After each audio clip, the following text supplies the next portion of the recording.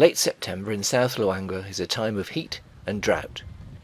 With the rains not expected for at least another month, the river has formed into a series of interlinking pools from which the wildlife can drink. This area of the park is home to two big prides of lions. These are the Kaingo pride, and later we'll see the Hollywoods.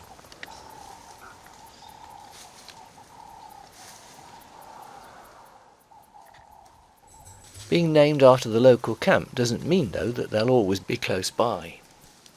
However, we were lucky that on our first afternoon a good number of the pride had come to find us not half a mile away from camp.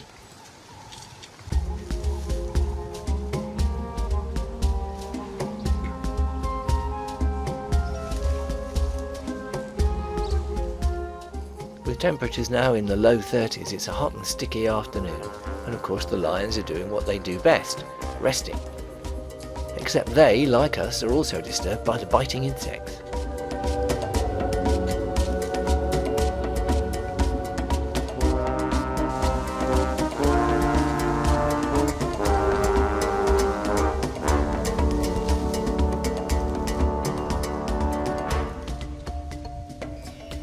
Thorny-crossed giraffe are endemic to this park. They're slightly smaller than the Maasai or southern giraffe that we've seen before, and lighter in colour, though that darkens with age.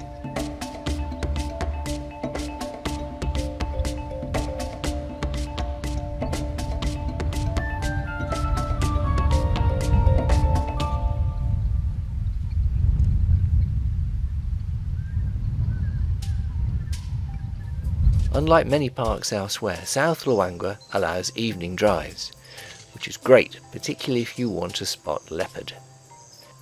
And so it was that we were very lucky on our first evening returning back to camp that our guide Andrew spotted this beautiful male, and despite probably out hunting for his dinner, was not at all bothered by our watching him, even with the spotlight.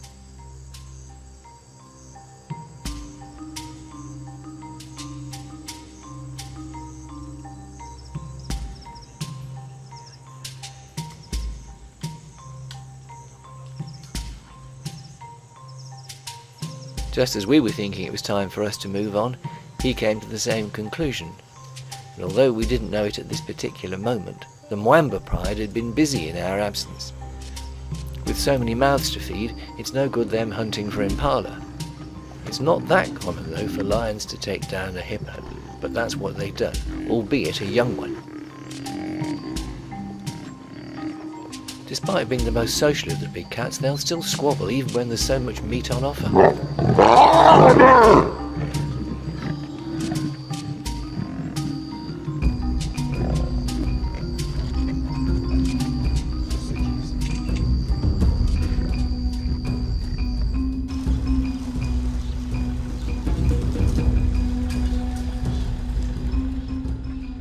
Next morning the pride was still very much where we'd left them the night before, though by now extra members of the group had arrived.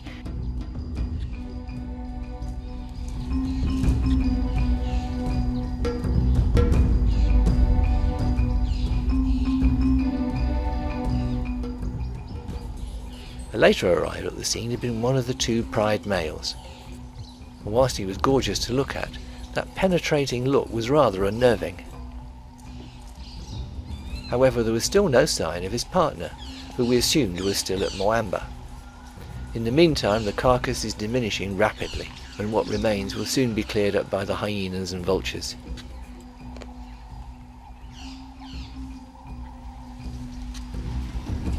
By mid-morning, with the temperature rising quite quickly, a large group of buffalo, perhaps 200 to 300 strong, were making their way down to the river for a drink. Judging by the speed at which they're walking, there's clearly no great hurry, and presumably no predators around either. But as soon as they get to the river bank, they change. They just can't wait to get to the water.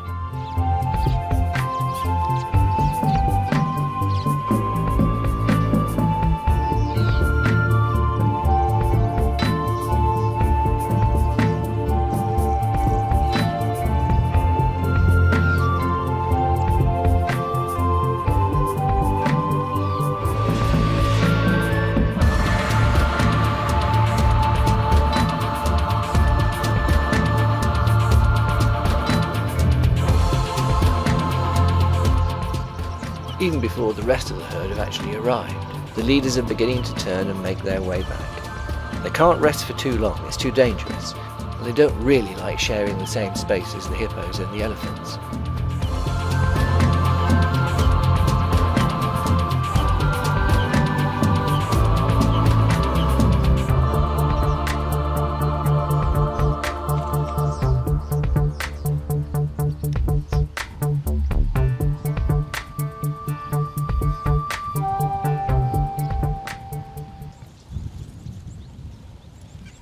The Luangwa River has the highest density of hippos anywhere in Africa.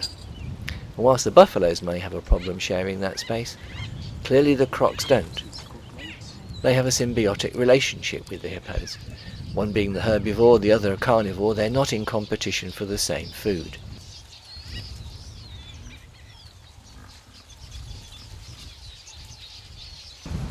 Back at camp, the heaving tummies tell you that the Mwamba pride are still resting, and they're clearly still very relaxed about their new temporary home in the ebony wood. This young chap though has been having a brush with the porcupine. He's still got a spine sticking through his fur. It probably won't do him any harm, but it'll be quite difficult for him to remove it. But as the sun set and darkness fell, we found ourselves right in the midst of the buffalo herd again. They are surrounded by lions, but this time from the Hollywood pride, not the Mwambas.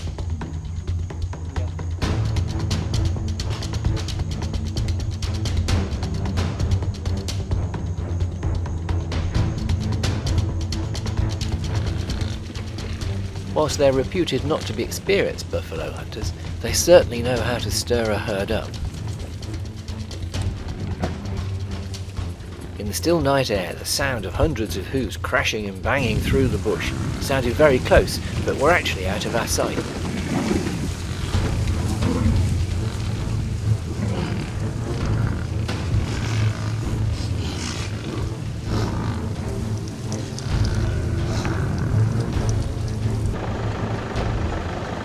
Intermittently we would catch sight of a lion, but as the hunt intensified it became harder and harder for the drivers to follow them without going off-road, which they're not allowed to do in the park.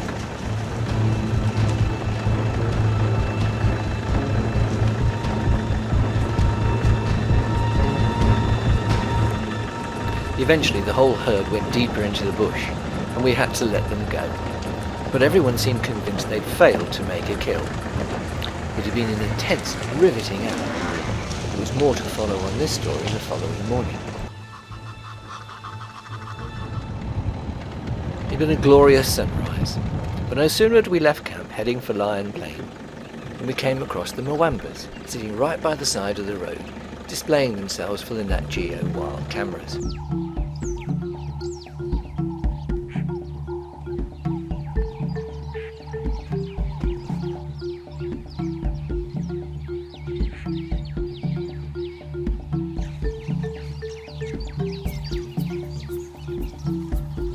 Being relaxed and well fed, there was little activity for us to watch, except from the little cub, who was doing his best to annoy everyone.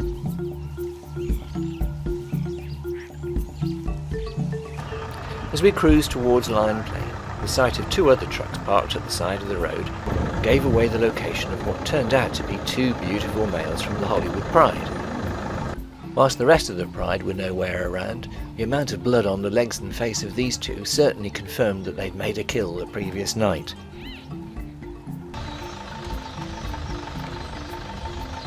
It wasn't long though before the heat and the need to slake their thirst made them start to look for the river, scattering wildlife in all directions as they marched towards the water.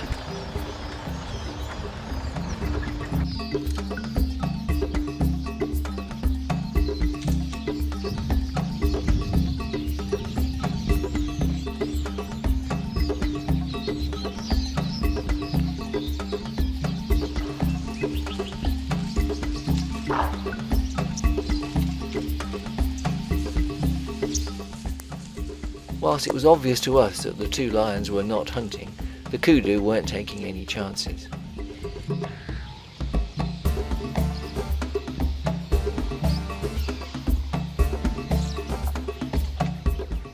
It's always exciting when you get this close to two ace predators, but it never fails to amaze just how invisible you seem to be to them.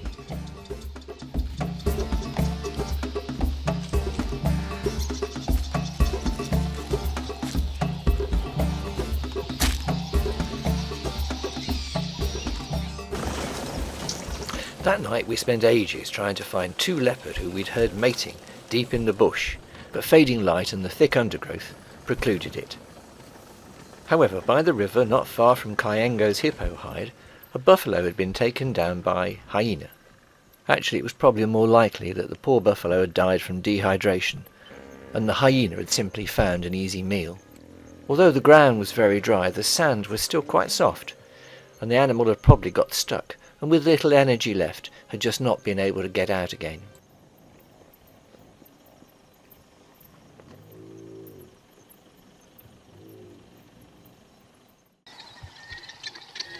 Next morning the guinea fowl were growing on trees, while the predators were busy reducing the carcass to skin and bone.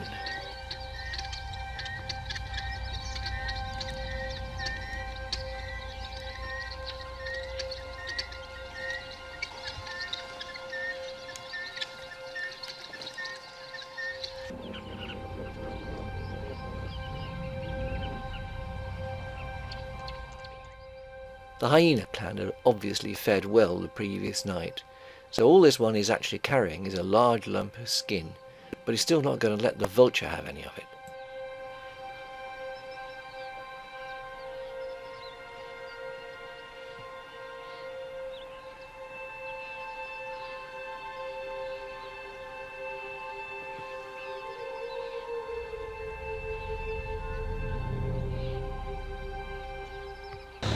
Our main purpose this morning was to get to the Carmine bee-eater hide before the sun got too high. These gorgeously coloured little birds migrate from Zimbabwe, in their thousands. They nest in the riverbanks because the soft sand is easy for them to dig a nest, in which they can rear their young. They dig their nest and lay the eggs toward the end of September, and the young fledge about 4 weeks later. Timing is critical because toward the end of October the rains will come and many of the banks will get washed away in the process. Whilst digging a nest with your beak is not exactly easy, it's the best way of protecting the eggs from predators. Any latecomers have to go higher up the bank or lower, making them more vulnerable. It also means a lot harder work because they may have to go into the bank by at least 2 meters to protect the eggs. These sociable but feisty little birds are fascinating to watch, but surprisingly difficult to film and photograph with the gentle swaying of the pontoon. Not far away our guide knew that a leopard new to the area had recently been seen. He's very nervous, so we have to approach extremely carefully. He's actually in the territory of another male leopard, which makes his task all the more difficult because he's extremely conspicuous, having made his kill near the road.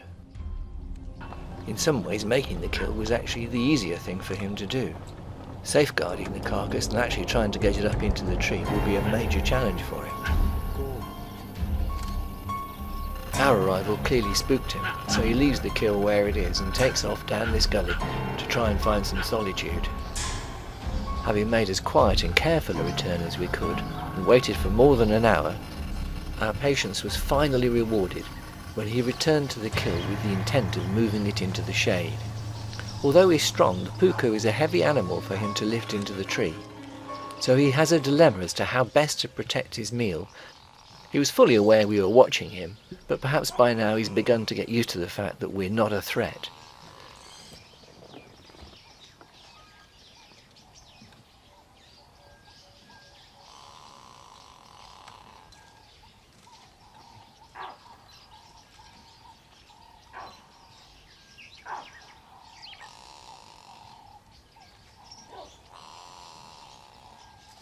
At this stage we were holding our breath, hoping against hope that another truck wouldn't come along and disturb him. But finally he made it back to the kill.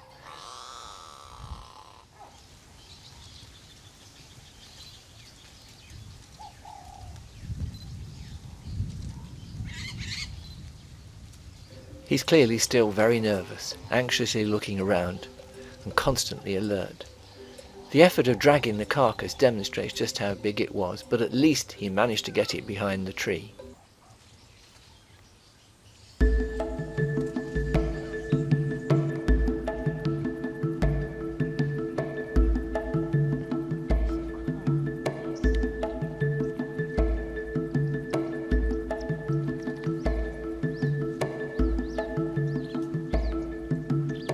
As we moved on, a message came through on the radio that the second Mwamba Pride male had indeed been at Mwamba camp and was engaged in a titanic fight with a bull buffalo and 60 others in the dry bed of the Mwamba River. This was obviously not an opportunity to miss, but it was still going to be a 20-minute drive to get us to the camp. Fortunately, this is where the graded roads that Derek Shenton provides came into their own. We'd been told that Ringo had been acting strangely for some days, but we'd not expected to see him, looking to all intents and purposes as if he was dead, being jabbed by the buffalo. The fight, which had started about 20 minutes previously, began when he attacked the buffalo. Judging by the state of his bloodied and bruised body, he'd taken on too much. And over the previous 2 days, his behaviour had got even more extreme, half demolishing the hide here at Mwamba, whilst trying to keep other animals away from a kill he'd made by the waterhole.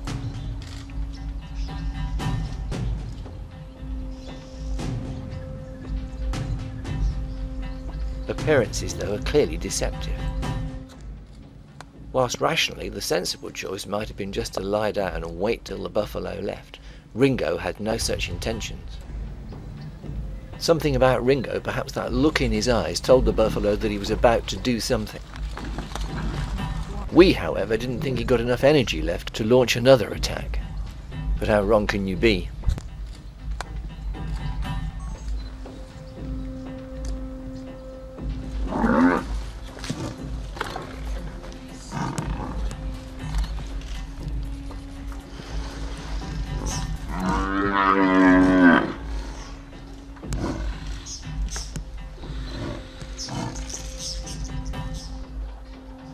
Goodness knows what punishment he took in that last attack, but for nearly 5 minutes they stared each other out before Ringo launched himself again.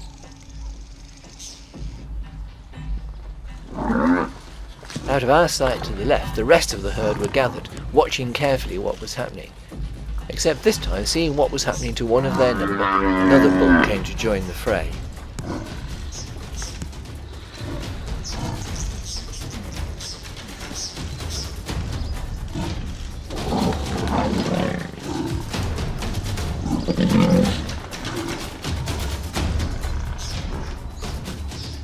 Surely this time that was it. Silently we were pleading with Ringo to give up. He'd fought a good fight, but now was the time to stop. But Ringo had other ideas. This was a very personal struggle for him.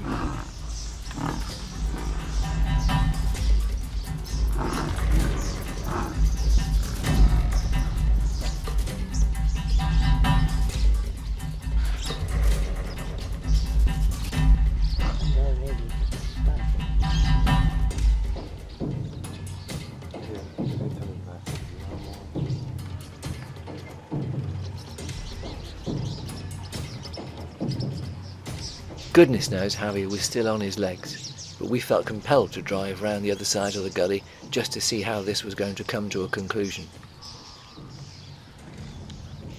Whilst Ringo had obviously injured the bull, it was not so bad that he couldn't rejoin his colleagues, and they slowly moved away.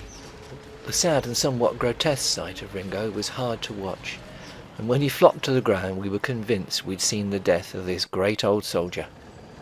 The morning's surreal experience at the tragic demise of Ringo hung over us for the rest of the day. The chance of seeing our male leopard again in the evening gave us something on which to focus. Very much as predicted, he had returned to his kill, and judging by the look of him, he'd eaten well during the late afternoon and early evening. Equally surprising, perhaps, was how relaxed he seemed with us watching him. Perhaps the darkness offered him a security which he'd not felt during the bright daylight. Despite the fact that he'd fed well on the carcass, he obviously hadn't tried to take it up into the tree. Indeed, no sooner had he finished grooming himself than he decided to move on, so this was possibly the last time that he would try and feed from it. As guides often do, ours had a little secret up his sleeve. Not far away in the ebony wood, yet more drama awaited, though this time of the feathered variety. If there is a holy grail of birds, then surely Pell's fishing owl is part of it. The owl is so rare that tourists travel to Zambia just to see it and nothing else.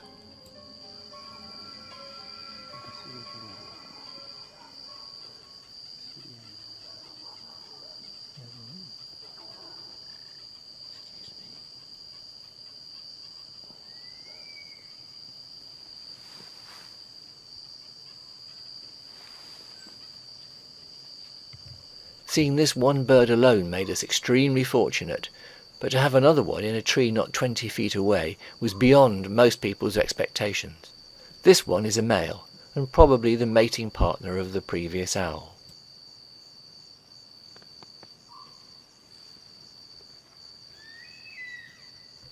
The call you just heard is another owl, still within the ebony grove, a Verreaux's eagle owl.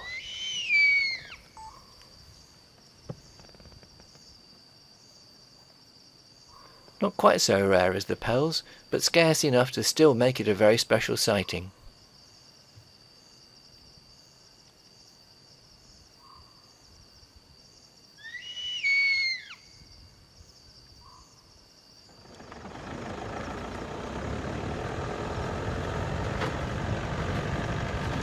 There are over 400 bird species in the South Luangwa, but the most prolific bird is without doubt the quail.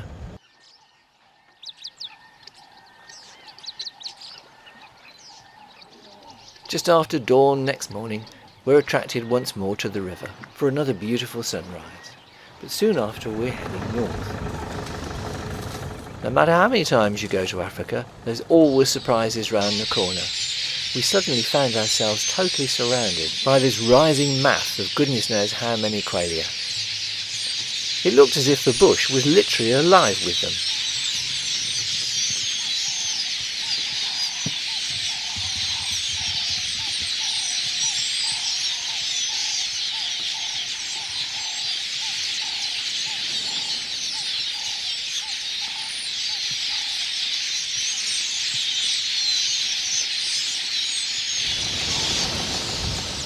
As Andrew drove us through the flock, it soon became clear that this was something unusual and extraordinary.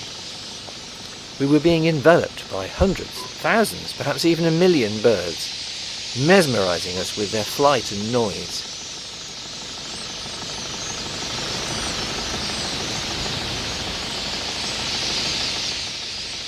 As we got nearer to the water, the number of birds in the flock just continued to grow, until we finally found a clearing where we could sit and watch the swirling black cloud.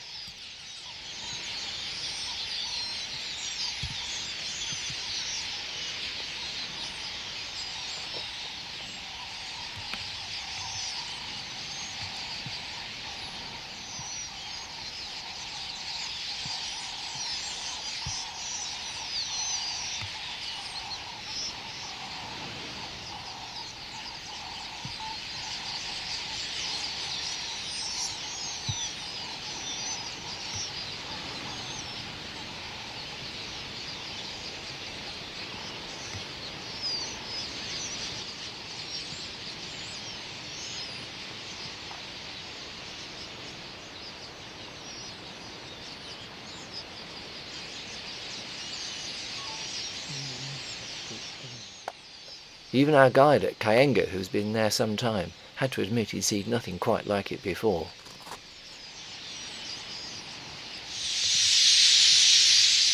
It's quite difficult to find the superlatives to describe our first few days at Kaingo, but there was plenty more action to come once we moved on to our next camps at Mwamba and Tafika, and you can see those in subsequent videos.